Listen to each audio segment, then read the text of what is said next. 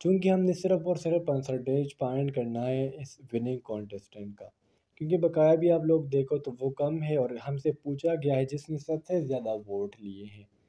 तो first of all हम करेंगे कि अगर हम इन तमाम को जमा करें, चूँकि हमने पहले टोटल वोट्स निकालने कि सर आपने दा का यूज़ क्यों नहीं किया। तो स्टूडेंट्स ए और एन का यूज़ हम वहाँ पर करते हैं जहाँ पर हमें जो नाउन दिया गया वो क्या हो, सिंगुलर भी हो और काउंटेबल भी हो। सो आउल सिंगुलर भी है और काउंटेबल भी है। अब अगर हम आउल को प्रोनाउंसिएट करें तो एक वोवल साउंड आता है। सो बिकॉज ऑफ दैट मैंने ए का यूज़ नहीं किया और एन का यूज़ किया। अस्सलाम वालेकुम। आज की वीडियो में इंशाल्लाह हम पी में 154 टेस्ट एक्सपीरियंस एमसीक्यूज डिस्कस करेंगे। सो अगर आप लोग अपने पीएमए के इनिशियल टेस्ट को क्लियर करना चाहते हो तो आज के एमसीक्यूज को आपने एंड तक लाजमी से देखना है।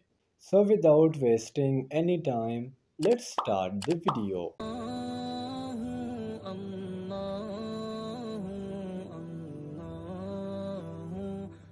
The first MCQ is the world's famous Lowry Museum is located in. So it is the name of Museum Lowry and it is located in France. It is basically located in the capital city of France known as Paris. It was first time constructed in the year 1793. एक research के मुताबिक कहा जाता है कि 2023 में जो लावरी museum है ना, ये दुनिया का वाहिद म्यूज़ियम था जिसमें सबसे ज़्यादा पीपल ने विज़िट किया। 2023 के एक रिपोर्ट के मुताबिक 8.9 मिलियन पीपल्स ने इसको जो है विज़िट किया एंड बिकॉज ऑफ दैट इस म्यूज़ियम को कंसिडर किया जाता है कि it is rank first because of its tourists. Excuse number 2 is National Day of Finland is celebrated on blank.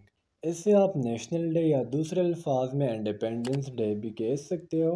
And national day of Finland is celebrated every year on 7 दिसंबर। जिस तरह हमें आज़ादी मिली है 14 अगस्त को, इंडिया को आज़ादी मिली है 15 अगस्त को। So same like that Finland को 7 दिसंबर 1917 को क्या मिली है, आज़ादी मिली है। और वो कंट्री जिससे इन लोगों को आज़ादी मिली है वो है Russia. Excuse number 3 is there are blank European Union delegations worldwide. So the total European Union delegations in this world are 144. Excuse number 4 is diplomatic missions of European Union are called. तो European union ये हमारे पास एक organisation है और इनके जो diplomatic missions होते हैं ना स्टूडेंट्स, इसी को हम नाम देते हैं डेलीगेशंस का। और हमने एमसीक्यूज नंबर 3 में ये जाना कि इनकी जो टोटल डेलीगेशन सर्विसेज है वो कितने हैं, वो 144 हैं।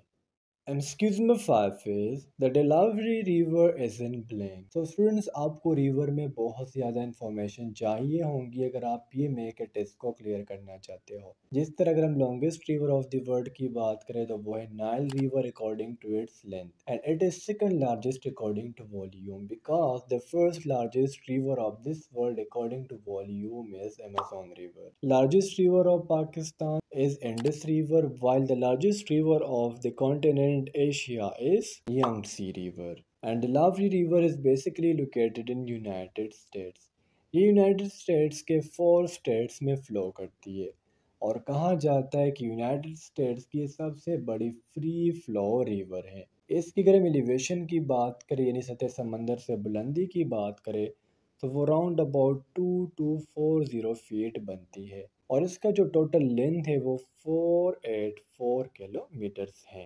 Excuse number 6 is blank signed the Treaty of Hudaybiyah on behalf of the Quraysh. So Treaty of Hudaybiyah को साइन किया था सुहेल बिन उमर ने और मुसलमानों में हज़रत अली अली मुर्तज़ा रज़ियल्लाहु तआला अन्हु ने इसको साइन किया था and date year is 628 CE. Question number 7 is what was the name of the sword of Prophet Muhammad sallallahu alaihi wasallam which was used in the Battle of Badr and the Battle of Uhud? तो students वैसे तो आप सल्लल्लाहु अलैहि वसल्लम के पास total 9 swords थे। इसमें 3 ऐसे थे जो हिरारकी थे यानी इनके वालिदैन से इनको मिले थे, जबकि बकाया जो 6 से जंगों से इनको मिले हैं, कुछ इनको तहफ़ आए थे। और उस तलवार का नाम जो battle of Badr and battle of Uhud में यूज़ किया गया था वो था जुल्फ़िकार। इसलिए बाज़ औक़ात पूछ लिया जाता है कि आप सल्लल्लाहु अलैहि वसल्लम के तलवार का क्या नाम था, तो आपने बताना है ज़ुल्फ़िकार। और आप सल्लल्लाहु अलैहि वसल्लम की ऊँटनी का नाम था Kaswan. Excuse number 8 is فَبِأَيِّ آلَاءِ رَبِّكُمَا تُكَذِّبَانِ is a beautiful words of Surah Blank. So the correct option is option C, means Surah Rahman. Students, فَبِأَيِّ آلَاءِ رَبِّكُمَا تُكَذِّبَانِ का मतलब ये है यानी आप अल्लाह ताला की कौन कौन से नेमतों को झुटलाओगे। सूरह यासीन को हम कुरान मजीद का दिल कहते हैं और सूरह फातिहा को आधा कुरान कहा जाता है। कुरान मजीद में टोटल नंबर ऑफ पारा 30 है, सूरा 114 है, रुकू 540 है और आयात इसमें 666 है। नंबर 9 इज आई सा ब्लैंक आउट। तो यहाँ पर हमने चूज़ करना है आर्टिकल को and here the correct option is option B, mean N.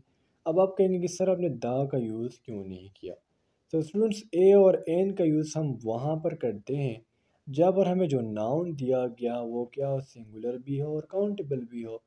So owl singular भी है और काउंटेबल भी है।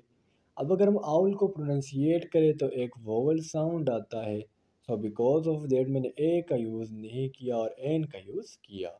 Excuse number 10 is antonym of doleful is blank. So doleful mean संजीदा होना या गम में होना and here the correct option is option A, mean vivacious. Besides that we also use gleeful as well as joyful. Number 11 is complete the analogy 144 per ratio then 23 then proportional then 169. So students आपने अगर general questions देखे हो तो 144 यानी ये जो value है ना इसके बाद यहाँ पर कोई वैल्यू दी होंगी जिसको हमने यहाँ पर कंसिडर किया कि वो क्या है, वो x है।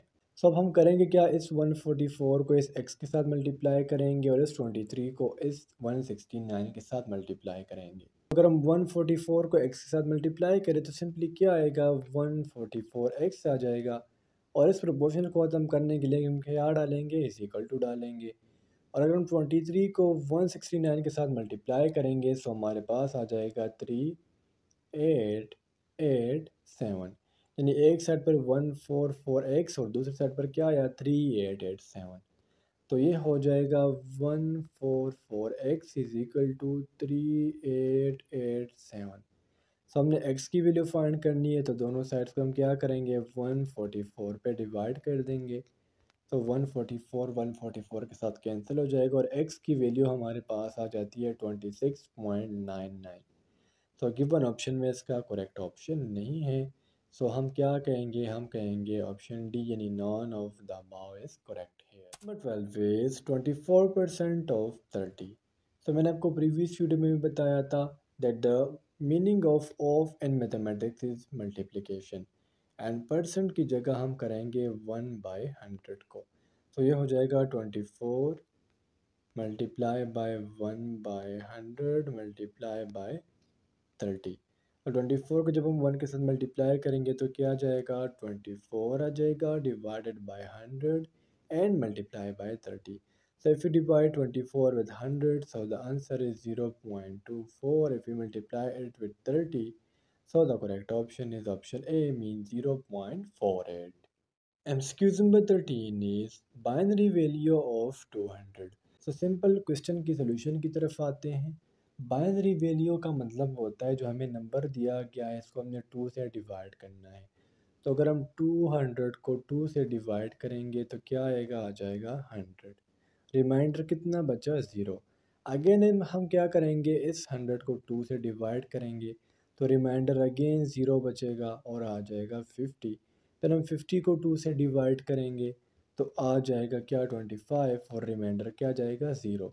अगेन हम क्या करेंगे, 25 को 2 से डिवाइड करेंगे तो कितना आएगा, ये हमारा आ जाएगा 12 और रिमाइंडर 1 आ जाएगा। फिर अगर हम 12 को क्या करें, 2 से डिवाइड करेंगे तो आ जाएगा 6, रिमाइंडर 0 बच जाएगा। तो अगर आप शुरू से वैल्यूज़ को देखो तो इसमें हमारे पास क्या आ रहा है, लास्ट में क्या आएगा, 3 आएगा, क्योंकि अगर हम 6 को 2 से डिवाइड करेंगे तो आ जाएगा 3, रिमाइंडर 0 बचेगा।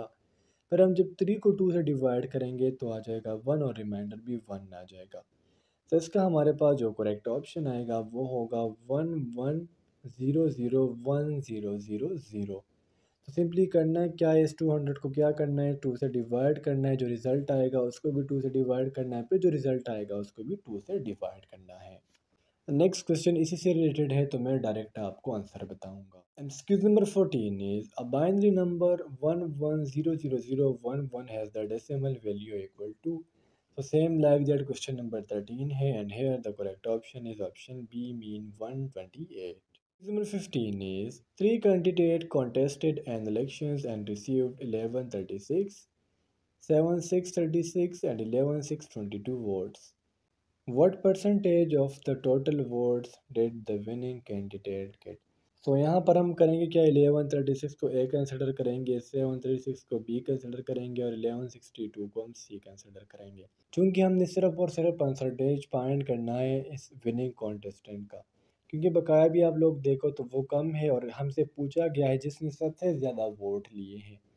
तो फर्स्ट ऑफ ऑल हम करेंगे क्या, करें हम इन तमाम को जमा करें, क्योंकि हमने पहले टोटल वोट्स निकालने हैं ना परसेंटेज के लिए। तो टोटल वोट्स हमारे पास कितने बनते हैं, वो है 20,400। अब इसमें जो विनिंग परसेंट है उसने कितना लिया है, वो 11,628। तो आप लोगों को परसेंटेज का फॉर्मूला पता है, obtain divided by total multiply by 100। So obtain कितने हैं, वो है 11,628 डिवाइडेड बाय 20। चलिए मैं नीट करके लिख लेता हूँ, तो ये हो जाएगा 11,628 डिवाइडेड बाय टोटल कितने आए थे, वो आए थे 20,400 मल्टीप्लाई बाय 100। तो जब आप इसको पहले इसके साथ डिवाइड करोगे फिर 100 के साथ मल्टीप्लाई करोगे तो ये 57% आता है। यानी हमारा जो विनिंग कॉन्टेस्टेंट है उसने वोट का कितना परसेंट लिया है, 57%। तो स्टूडेंट्स पी में 154 टेस्ट एक्सपीरियंस के थे कुछ इंपॉर्टेंट एमसीक्यूज़। उम्मीद करता हूँ आपको आज के तमाम एमसीक्यूज़ क्लियर हुए होंगे। और अगर फिर भी आप लोगों को कोई भी कन्फ्यूजन हो, कोई भी डाउट हो, तो आप लोग मुझसे कमेंट सेक्शन में या मुझसे मेरे व्हाट्सएप नंबर पर रब्ता कर सकते हो। इंशाल्लाह अगली वीडियो में मिलते हैं, तब तक के लिए मुझे इजाज़त दीजिए। मुझे अपने दुआओं में याद रखिए। अल्लाह हाफिज़।